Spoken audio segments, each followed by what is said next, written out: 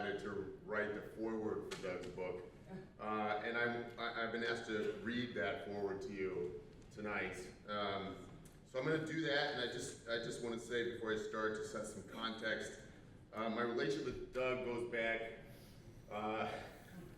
over 20 years, and it's this story that is quite powerful, entertaining, and one that I have referred to many times in my work with students. I'm on the faculty at the Kelley School of Business now, but it was the fall of 2003, and I was a newly minted graduate student in the Indiana University Higher Education and Student Affairs program.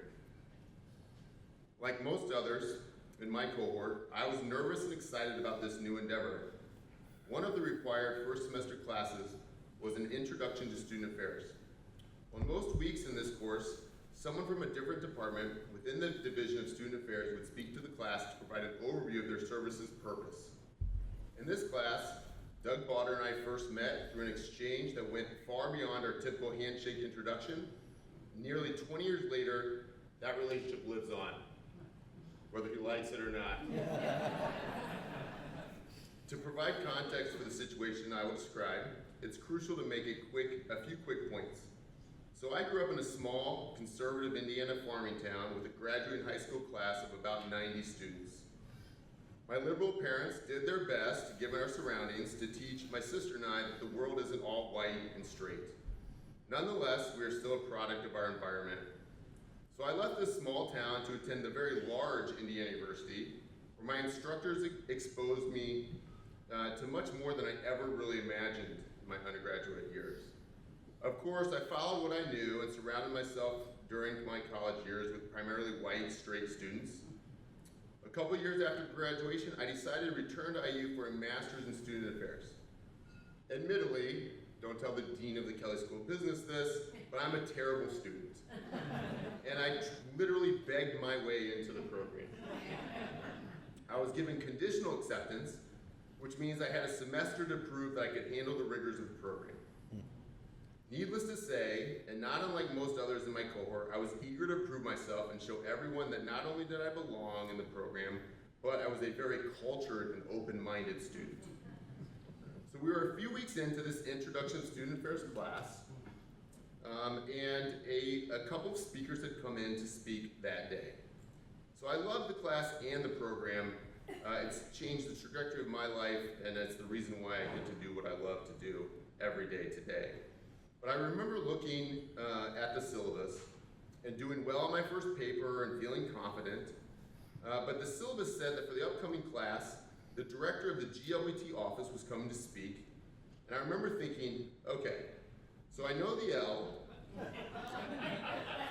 and I also know the G. But what the hell is the B and the T? And of course, no way was I going to ask somebody else in my program what those two things were. Also at the time, the internet wasn't the immediate go-to for your questions, as it is today. So I decided I'd probably figure it out quickly through introductions of the guest speaker. Through my vast experiences to date, I had created an image in my mind of what the director of the GLBT office would talk, act, and look like. So class starts on that day in a room full of new graduate students in their early 20s, drowning in their own imposter syndrome. Doug Bauder is introduced as the speaker for the class that day, and he is nothing like what I expected the director of the LGBT office to look like, act like, or talk like. And when I say nothing, I really mean nothing. So I had my mental list of what I expected this man to be. And as Doug shared his story, nothing was being checked off the list. Nothing. Deep voice and mustache? Nope. Not on the list. Ex-wife and 2 children? Nope. Definitely not on the list. Former minister? Nowhere near my list.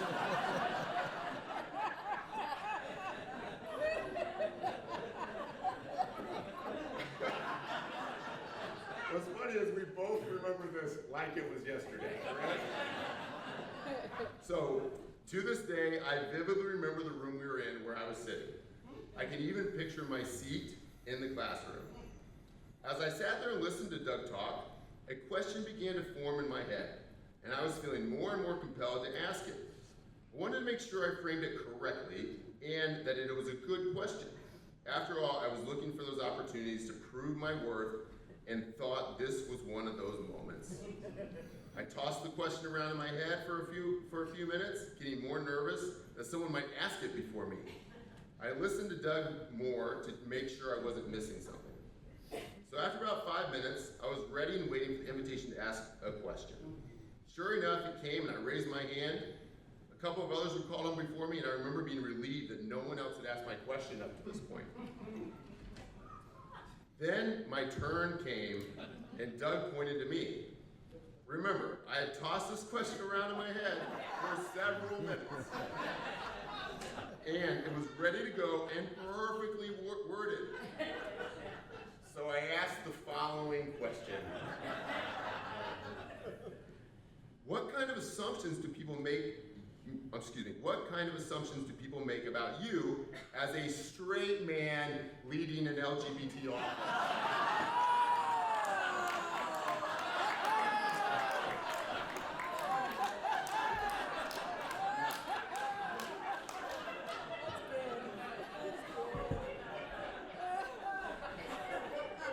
Yep, that was it. That was the big question. Word for word. What kind of assumptions do people make about you as a straight man leading a LGBT office? But I don't remember anything else after the above words came out of my mouth. And I can tell you that almost over 20 years later, after the fact, that this was exactly my question word for word. And it's, oh, Jerry, did you say that, Jerry? You said that, yeah.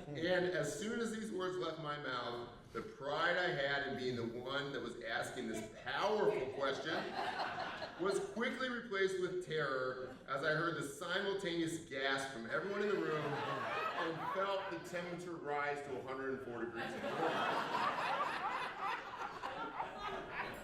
So after what seemed like a 3-hour silent pause, Doug calmly responded with, "Well, I'm not straight, I'm gay."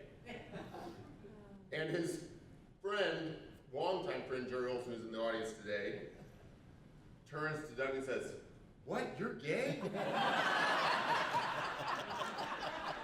Which was amazing comedic timing, and I think sort of relieved some of the tension in the room. But a few seconds after that, the instructor and program director, Kate Boyle, who, mind you, I had just begged my way into the program a few months earlier to accept me, said, "Okay, let's take a short break." And I am not kidding, the room cleared in the blink of an eye. Everyone couldn't wait to get out. I couldn't either, except the only problem was that I could not move. I couldn't move. My legs literally did not allow me to stand up and leave the room. Now I'm 6'3" tall, and I felt about 3'6". I sat there staring down at my desk thinking, deep voice, mustache, children, minister. And then I looked up and Doug was walking towards me, and all of a sudden, he seemed 8 feet tall with a deeper voice than I thought was humanly possible. And the following exchange was something like this. Doug, I'm Doug Bauder. Me, I know I'm an audible mumble. Doug, it's okay. I'm glad you asked that question. Me, inaudible mumble. Doug, you asked a question I bet more students than you in this class were thinking. Me, you think so? Doug, yes, I think so, but you were just bold enough to ask it. Now, I remember it. And he says no, but I remember him saying, you were the only one dumb enough to ask it. But Doug says he would never say such words. But I'm still pretty convinced that the words were, you were only dumb enough to ask it. So after a big laugh on his part, and something between a laugh and a sigh of relief on my part, my legs started to move again, the room temperature seemed to return to a normal level. I don't remember much after that moment, but what I do remember is being invited to lunch with Doug, just mentioned, not too long after that for what would be the first of many lunches, phone calls, teasing, laughing, hugging, and most importantly, learning. All of which would evolve into a deep appreciation and friendship that I cherish more than he probably realizes. I share this story with people whenever I get the chance. I share it with my students, I share it with colleagues, I share it with friends. It's certainly entertaining, but there is also a lot to learn from it. The need to open up dialogue by being vulnerable enough to ask questions that force us to examine our own biases that we never believed existed. Some of mine used to be deep voice, mustache, children, minister. Doug, thank you. Thank you for the years of friendship, the years of sharing that story. Thank you for the years of teaching people like me and people not like me to understand their own biases. Cheers. Cheers. Well done. That's great.